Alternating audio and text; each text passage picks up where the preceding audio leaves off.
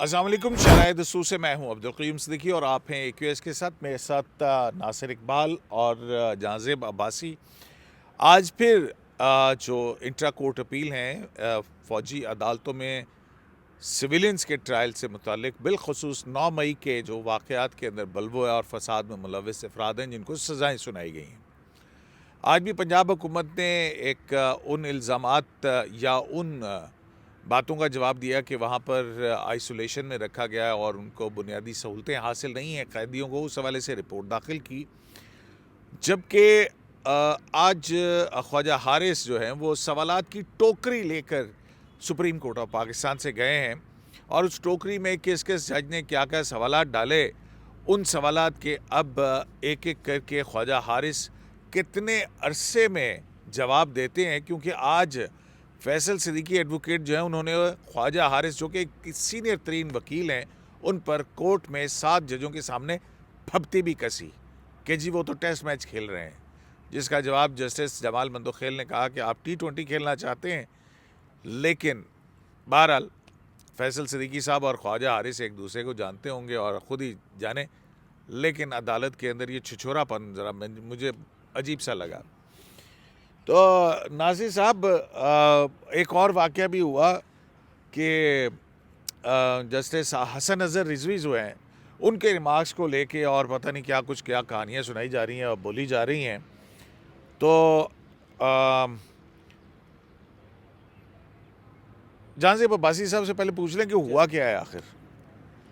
جہانزیب عباسی صاحب. صدیقی صاحب، جو آپ کے انٹرو کا پہلا حصہ ہے جو سوالات کی ٹوکری والا، وہ تو بالکل آپ نے درست کہا. بہت شاندار بات آپ نے کہی ہے کہ سوالات کی بھرمار تھی آج کی کورٹ پروسیڈنگ میں، اور ٹوکری فل ہو کے گئی ہے یہاں سے. اور اس میں پہلا سوال جو ہے وہ جسٹس حسن نظر رضوی صاحب نے کیا. گو کہ ان کے سوال کے ایک حصے پہ جسٹس جمال خان مندوخیل صاحب نے ان کو روکنے کی کوشش کی، لیکن وہ نہیں رکے. جسٹس حسن اظہر رضوی صاحب نے یہ کہا کہ GHQ میں ایک اٹیک ہوا تھا، اس میں شہادتیں ہوئیں. پھر اس کے علاوہ طیارہ ہائی جیکنگ کیس کی بات کی. انہوں نے کہا کہ ایک آرمی چیف سے تھے، وہ چائنا سے وزٹ کر کے واپس، وہ جنرل پرویز مشرف جنہوں نے پھر اس کے بعد مارشل لاء لگایا تھا. جی جی جی تو وہ واقعہ ہوا تھا. پھر میران ایئر بیس کا انہوں نے حوالہ دیا کہ ایک کورین طیارہ تھا، اس کو تباہ کیا گیا، وہاں پہ شہادتیں ہوئیں. تو ان سارے کیسز کی میں کیا یہ کیسز ملٹری کورٹس میں گئے ہیں یا یہ ATC کورٹس میں گئے ہیں، ہمیں کوئی اس طرح کا ڈیٹا چاہیے. تو جب ہائی جیکنگ کی وہ مثال دے رہے تھے جسٹس حسن اظہر رضوی صاحب، تو جسٹس جمال مندوخیل صاحب نے ان کو تھوڑا کوشش کی کہ آپ تھوڑی دیر رک جائیں، تو لیکن انہوں نے کہا نہیں ٹھہرے، مجھے ذرا بات کرنے تھے. تو پھر جسٹس جمال خان مندوخیل صاحب نے فوری اس پہ جواب دیا. انہوں نے کہا کہ وہ محض ایک الزام تھا. تو ایک تو یہ سوال خواجہ حارث صاحب کی ٹوکری میں گئے ہیں. پھر ایک بہت اہم سوال جسٹس مسرت ہلالی کا، نہیں میرے خیال میں یہ جسٹس نعیم اختر افغان صاحب کا بہت اچھا سوال ہے. اور انہوں نے بلکہ یہ کہا کہ خواجہ صاحب آپ سوالات کی ٹوکری لے کے جا رہے ہیں تو اس ٹوکری میں، اس باسکٹ میں ایک سوال میرا بھی لے جائیں. 190 اس حوالے سے جو 9 مئی کے واقعات میں 103 ملزمان کو طے کیا گیا جی کہ ان کے کیسز ملٹری کورٹس میں جائیں گے. کچھ کیسز ابھی بھی انسداد دہشت گردی کی عدالتوں میں چل رہے ہیں. تو یہ تفریق، یہ کلاسیفیکیشن کس اصول کے تحت کی گئی ہے کہ یہ کیسز ملٹری کورٹس میں جائیں گے اور یہ ATA میں جائیں گے. اور پھر ہم نے آپ کو گزشتہ سماعت کے اوپر بھی ایک سوال پوچھا تھا کہ اسپیکنگ آرڈر ATA کا وہ کہاں پہ ہے جس میں ان ملزمان کو فوج کی تحویل میں دیا گیا تھا، اس کی ریزننگ والا آرڈر کدھر ہے، وہ ہمیں نہیں ملا. جسٹس مسرت ہلالی صاحبہ کا یہ کہنا، اور یہ آرڈر تو کہیں پہ بھی کسی نے بھی چیلنج نہیں کیا نا کہ جو یہ اس سے بھی انٹرسٹنگ پہلو ہے. کمانڈنگ آفیسر کو جو ہے وہ حوالے کیا گیا تھا، وہ نہ کسی درخواست گزار نے اس آرڈر کو چیلنج کیا، نہ ہی کسی اور نے، نہ ہی وہ عدالت کے سامنے، نہ ہی پاکستان تحریک انصاف کی جانب سے چیلنج کیا گیا. وہ تحریک انصاف تو اس وقت یہ کہہ رہی تھی نا جی کہ یہ ہمارے لوگ نہیں ہیں، یہ تو ایجنسیوں کے لوگ ہیں. تو وہ پھر بعد میں وہ DG ISPR نے کہا جی کہ اگر یہ ایجنسیوں کے ہی لوگ ہیں تو ٹھیک ہے، پھر ہم اپنے لوگوں کا ٹرائل کر رہے ہیں، آپ کو کیا مسئلہ ہے. تو جسٹس مسرت ہلالی صاحبہ نے یہ کہا کہ آئین اگر سسپینڈ نہ ہو تو کیا اس صورت میں بھی سویلین کا فوجی عدالتوں میں ٹرائل ہو سکتا ہے یا نہیں ہو سکتا. جسٹس محمد علی مظہر صاحب نے آرٹیکل 21D کا حوالہ دیا. انہوں نے کہا کہ مین کیس میں جو 5 ممبر بینچ نے جی انہوں نے اس کو اسٹرائک ڈاؤن کر دیا ہے، تو کیا اس کے بعد اب کلبھوشن جادیو جیسے جو ملک دشمن عناصر میں جو جاسوس پکڑے جاتے ہیں، کیا ان کے ٹرائل ہو سکتے ہیں؟ تو اس پہ خواجہ حارث صاحب نے کہا کہ آپ بالکل درست کہہ رہے ہیں، اس سیکشن کو سٹرائک ڈاؤن کرنے کی وجہ سے ملک دشمن جو جاسوس ہیں ان کے بھی جو ٹرائلز ہیں وہ نہیں ہو سکتے. جیسے جمال خان بندوخیل صاحب نے پروسیکیوشن کا جو نظام ہے اس کو مضبوط یا اس کو بہتر کرنے کے اوپر زور دیا. انہوں نے کہا کہ شواہد ٹھوس ہونے چاہیے، ہمارا استغاثہ کا نظام جو ہے وہ مضبوط ہونا چاہیے. بات وہیں پہ آ رہی ہے پروسیکیوشن کے اوپر. ٹھیک ہے ناصر صاحب، یہ جو سوالات انہوں نے پوچھے ہیں، جیسے حسن اظہر رضوی نے کہ فلاں واقعے کا کیوں نہیں ہوا، فلاں واقعے کا کیوں نہیں ہوا، تو میں آپ سے سوال پوچھ سکتا ہوں آپ کے ذریعے سپریم کورٹ آف پاکستان سے کہ جنرل ایوب کا مارشل لا کیوں جائز قرار دیا، جنرل ضیاء الحق کا مارشل لا کیوں جائز قرار دیا، جنرل پرویز مشرف کا مارشل لا کیوں جائز قرار دیا؟ دیکھیں، ہماری جو جوڈیشری کے اوپر جو سب سے بڑا اسٹگما کہہ لیں یا بلیم کہہ لیں وہ یہی تو ہے کہ انہوں نے ہمیشہ مارشل لاز کو ویلیڈیٹ کیا ہے، اور ڈاکٹرین آف نیسیسٹی آپ کو جو ٹرم ہے وہ کوائن کی گئی ہے. اور اس کے بعد جتنے بھی ملٹری رول تھے وہ 10 سال رہے، کہ اس میں بے شمار فنڈامنٹل رائٹس کی وائلیشن ہوئی، وہ بھی اگنور ہوتی رہی ہے. مطلب صرف یہ نہیں ہے کہ ویلیڈیٹ کیا، فنڈامنٹل رائٹس کی وائلیشن کو بھی اگنور کرتے رہے. پھر تحاشا آپ کو بہت سارے جرنلسٹ ہیں ہمارے دوست جنہوں نے اس زمانے کی سختیاں بھگتی ہوئی ہیں، اس میں ناصر زیدی صاحب ہیں اور بھی ہمارے بہت سارے دوست ہیں. تو یہ بات آپ کی درست ہے کہ جوڈیشری کا بھی کوئی اتنا اچھا رول نہیں رہا، لیکن بات دراصل یہ ہے کہ آج جو پروسیڈنگز آج کل چل رہی ہیں اس سے اندازہ ایک چیز ہو رہی ہے کہ سپریم کورٹ میں یہ بھی مطلب وہ ابھی تک اس کا حل نہیں نکال سکی، یا ان کو یہ سیٹسفیکشن نہیں ہے کہ جو ملٹری ٹرائل ہوا ہے چند مخصوص لوگوں کا ہوا ہے. کیونکہ جب مے 9 ہوا تھا 10,000 کے قریب میرے خیال ملزمان ہیں. 10,000 ہیں کتنے ہیں؟ کچھ یہ اسی طرح کا پی ٹی آئی فگر اس طرح کا دیتی ہے. وہ اصل میں پی ٹی آئی کی فگر تو ایگزیجریٹڈ بہت ہوتی ہیں، لیکن بہت سارے لوگوں کو گرفتار کیا تھا اور اس میں سے بہت سارے لوگ ریلیز بھی ہوئے، لیکن کچھ لوگوں کے کیسز ATC میں بھی چلے گئے. پریشانی یہی ہے کہ یہ آپ نے آئیڈینٹیفائی کیسے کیا یا کلاسیفیکیشن کیسے بنائی کہ ان کا ملٹری کورٹ میں ٹرائل ہوگا اور ان کا نہیں ہوگا، ان کا سول کورٹ میں ہوگا، اینٹی ٹیررزم کورٹ میں. یہ ہے جس پہ بھی ابھی تک جو میری سمجھ ہے اس میں خواجہ حارث صاحب جو ڈیفنس منسٹری کے، انہوں نے سیر حاصل ابھی گفتگو نہیں کی. ہو سکتا ہے وہ آئندہ چل کے کورٹ کو مطلب وہ آرگومنٹ کریں گے اور ان کو سیٹسفائی کریں گے، لیکن ابھی تک جو بظاہر نظر آ رہا ہے کہ ویکیوم ہے، لیکونا ہے، وہ ابھی فل نہیں کر سکے. تو مطلب ہے کہ خواجہ حارث صاحب کے دلائل کیا ہیں؟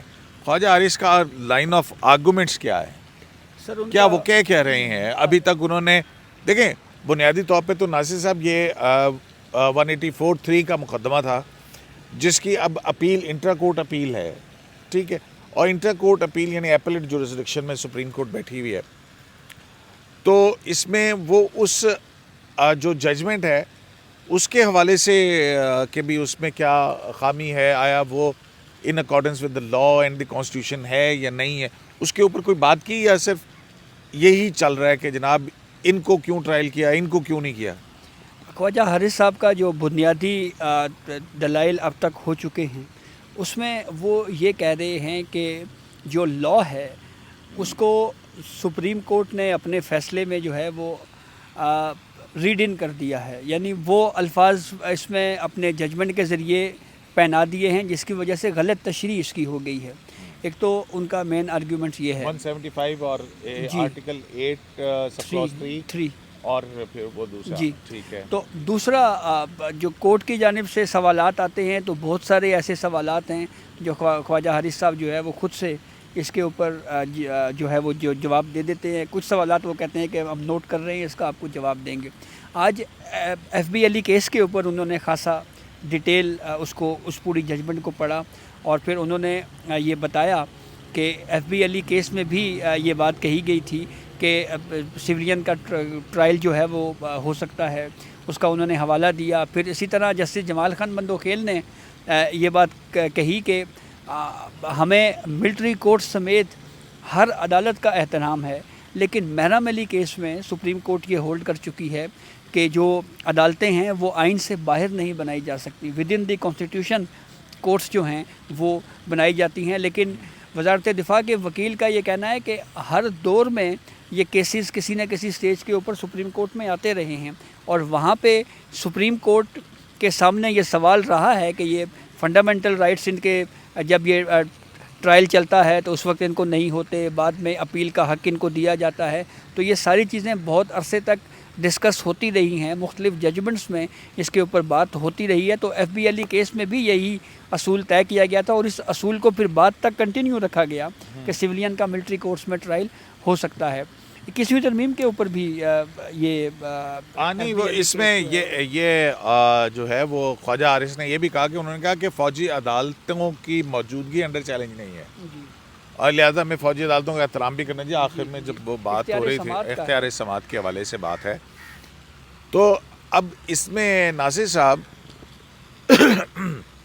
ایک موقع پر جب آج یاد ہے گزشتہ روز جو ہے وہ پنجاب حکومت سے، کیونکہ حفیظ اللہ نیازی صاحب کی شکایات ہیں کہ ان کو آئسولیشن میں رکھا گیا ہے، سیکیورٹی زون کے اندر رکھا گیا ہے، اور وہاں پہ جو ہے نا بہت شاید کوئی ناروا سلوک جو ہے وہ روا رکھا ہوا ہے ان کے ساتھ. تو اس پر پنجاب حکومت نے ایک رپورٹ داخل کی، اور انہوں نے کہا کہ جناب جو وسیم ممتاز صاحب ہیں ایڈیشنل ایڈوکیٹ جنرل، انہوں نے کہا کہ جو ان کا دروازہ کھولا جاتا ہے صبح، پھر سارا شام تک وہ جو ہے لان میں جو ہے وہ پھرتے ہیں، وہاں پہ کافی پی سکتے ہیں اپنے خرچے کے اوپر، ٹک شاپ بھی ہے وہاں پہ، اور یہ سارا کچھ ہے. تو اس پر آرڈر مانگ رہے تھے کہ جی آپ اس پہ جو ہے نا آرڈر کریں. تو کورٹ نے ایک سیشن جج جو ہیں ان کی ڈیوٹی لگائی ہے کہ وہ جائیں اور جا کے وہاں معاملات کا جائزہ لیں. متعلقہ سیشن جج کو کہا ہے نا اپروچ کیا کر سکتے ہیں، اگر کسی کو کوئی کمپلینٹ ہے تو آپ ان کو اپروچ کر سکتے ہیں. جو متعلقہ ڈسٹرکٹ اینڈ سیشن جج ہیں وہ اپنی پھر کارروائی کریں گے اور رپورٹ کریں گے. اور اس میں جو ایک جو الزام تھا نا کہ یہ آئسولیشن میں، اس کا بھی جواب دے دیا. انہوں نے کہا ہے کہ انہوں نے کہا نا جیسے زمین الدین نے کہ سیشن جج کی ویسے ڈیوٹی کے اندر شامل ہے کہ وہ کورٹ جیل کا دورہ کرے اور اس کے بعد رپورٹ دے. تو یہ انہوں نے کہا کہ ہم نے اس سے کہا ہے. باقی جو جاوید سلمان اکرم راجہ صاحب ہیں، بلکہ ایک بڑا دلچسپ واقعہ ہوا جب انہوں نے کہا نا کہ جی لان میں دروازہ کھلتا ہے اور صبح وہاں جاتے ہیں، تو جیسے جمال مندوخیل ہنس کے مسکرا کے پھر اپنا جیل کا واقعہ دہرانے لگے. تو وسیم ممتاز جو ہیں انہوں نے کہا کہ نہیں، صرف وہ اب وہ والی جیل نہیں جس میں آپ رہے تھے. تو اس پہ وہ ہنسے اور انہوں نے جو ہے نا منہ چھپا لیا. تو منہ پہ ہاتھ پھیرا تھا نا. ایک پوائنٹ میں بولنا چاہ رہا تھا کہ جو وہ ایک الزام تھا نا کہ آئسولیشن میں، اس کا جواب وسیم ممتاز صاحب نے دیا ہے، ایڈیشنل ایڈوکیٹ جنرل پنجاب نے. انہوں نے کہا کہ ان کو ایک ہی بیرک میں رکھا گیا. تو جب ایک ہی بیرک میں رکھا گیا تو آئسولیشن کا الزام غلط ثابت ہو جاتا ہے. اور اس میں یہ ہے کہ وہ اچھی طرح ایک دوسرے کے ساتھ گپ شپ لگاتے ہیں. 7:30 بجے ان کو ناشتہ سرو ہوتا ہے. اس کے بعد وہ دھوپ میں بیٹھ کے یا کافی پینا جو بھی کہیں 5 بجے تک وہ گھوم سکتے ہیں، لیکن مخصوص علاقہ ہے. اور یہ ہر جیل میں ہوتا ہے، یہ نہیں ہوتا کہ آپ کے جہاں مرضی چلے جائیں. جس طرح یہاں سپریم کورٹ اس پہ پھر جو ہے نا وہ فیصل صدیقی صاحب نے پھپتی کسی کہ جی وہ جیل میں گھر کا ماحول ہے. سر فیصل صدیقی صاحب تو اس کوشش میں بھی تھے کہ سپریم کورٹ کا یہ جو 7 رکنی آئینی بینچ ہے یہ مانیٹرنگ بینچ بن جائے. انہوں نے یہ کہا جی کہ آپ پھر ایسے کریں کہ ڈسٹرکٹ اینڈ سیشن ججز سے امپلیمنٹیشن رپورٹس منگوا لیں. تو وہ آپ کو یاد نہیں ہے، وہ ثاقب نثار صاحب کے دور میں وہ ایک کنسیپٹ تھا مانیٹرنگ ججز والا، اور وہ تو وہ اسی ذہن کے ساتھ انہوں نے جب یہ بات کی تو جسٹس امین الدین صاحب نے 2 باتیں بالکل کلیئر کہیں. ایک تو انہوں نے یہ کہا کہ دیکھیں ہمیں سب کی سیکیورٹی عزیز ہے، اور ہم یہ نہیں چاہتے کہ کوئی ایسا آرڈر دے دیں جس کی وجہ سے کسی کی سیکیورٹی کمپرومائز ہو جائے. ہم سیکیورٹی معاملات کے اندر مداخلت کریں گے ہی نہیں، بالکل بھی نہیں. اور سیکنڈلی جو انہوں نے یہ کہا کہ سپریم کورٹ کا 7 رکنی آئینی بینچ مانیٹرنگ بینچ بن جائے، تو جسٹس امین صاحب نے واضح کیا کہ ہم اپنے اسکوپ سے باہر نہیں جائیں گے. ہم اس معاملے کو دیکھ رہے ہیں. اچھا، ایک اور شکایت تھی ان کی جانب سے جو لاہور میں کوئی خاتون تھیں اور سلمان اکرم راجہ کے ساتھ کھڑی تھی، ویڈیو لنک کے اوپر تھی، شکل نظر نہیں آ رہی. ہاں، جن کی نظر نہیں آئی تھی، لیکن ان کی صرف آواز آ رہی تھی کہ جناب ہم وہاں پہ جیل میں جاتے ہیں، لوگ وکالت نامے نہیں، اپیلیں کرنی ہے تو وکالت نامے پر دستخط نہیں کرنے کی اجازت دی جا رہی. تو اس پر انہوں نے کہا کہ یہ تو جسٹس محمد علی مظہر نے کہ وہ جیل سپرنٹینڈنٹ ہے اور یہ تو ہو ہی نہیں سکتا. تو اس پر انہوں نے کہا کہ جی اگر ہم کمبل اور میٹرس تک گھر سے لانے کی اجازت دے سکتے ہیں. تو یہ تو معاملے کوئی نہیں, کسی نے رجوع ہی نہیں کیا.